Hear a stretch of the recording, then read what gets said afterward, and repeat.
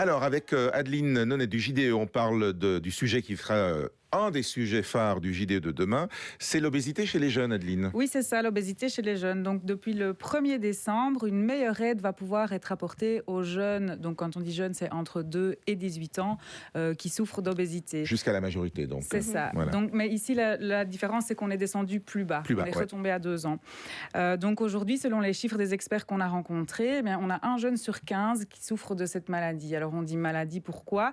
On parle de maladie quand le surpoids entraîne des problèmes de santé. Et on sait que l'obésité peut augmenter les risques de développer toute une série de problèmes de santé, comme le diabète, les maladies cardiovasculaires, certains cancers, des troubles de sommeil. Ouais. La liste est longue. Et il n'y a pas que des problèmes physiques. Non, il n'y a pas que des problèmes physiques, il y a aussi des problèmes psychologiques.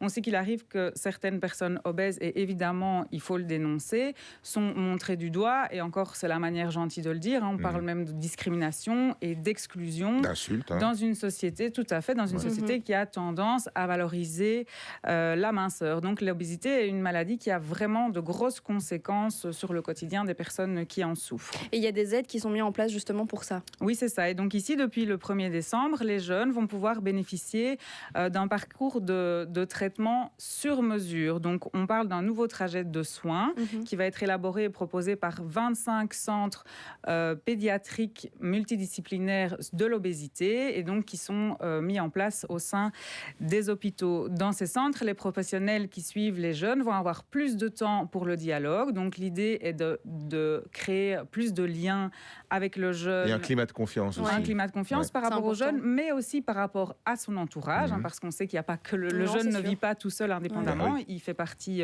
d'un système. Et puis aussi, il y a la question d'améliorer le dialogue entre les différents spécialistes qui s'occupent des jeunes. Donc on parle ici de diététiciens, de psychologues, de pédiatres, de kinésithérapeutes, etc. Et c'est gratuit ? Et donc ici, la bonne nouvelle, c'est que ce parcours sur mesure va être gratuit. Donc les parents n'auront plus à le payer. Dans un premier temps, on parle de 5000 jeunes qui sont concernés. Donc les 25 centres vont chacun pouvoir suivre environ 200 jeunes. Mais plus largement, c'est tout l'accès à la diététique qui va être avantageux. Une évolution de mentalité. Oui, c'est ça. Et donc...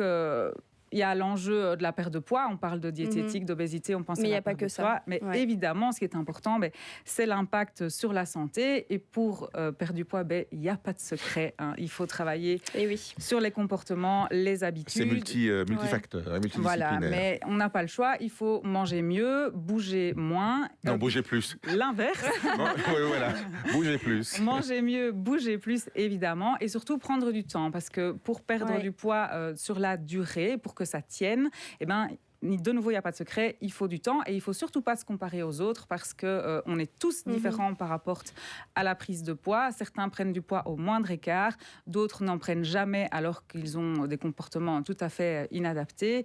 Et ça, on ne peut rien y faire, c'est la nature. Et il y a un peu de génétique qui rentre en compte aussi. C'est injuste, c'est comme ça. C'est comme ça, voilà. On ne peut rien y faire. Tous égaux, mais pas fait pareil de toutes les briques. Quoi. Non, ça c'est sûr. Mais après, ce n'est pas parce qu'on ne prend pas de poids quand on mange mal et quand on bouge peu qu'on n'a pas pour autant des risques pour la santé. Donc c'est vraiment important pour tous de prendre des bonnes habitudes et c'est pour ça qu'on en parle dans le JDE cette semaine. D'un côté, on présente aux jeunes donc ce plan d'accompagnement pour les jeunes qui souffrent d'obésité sévère et de l'autre côté, on prend le temps de rappeler les bonnes habitudes alimentaires qui valent évidemment pour tout le monde. Merci Adeline, c'était dans le JDE, donc pour les enfants, pour les ados, pour les parents, pour tout le monde. Pour tout le monde.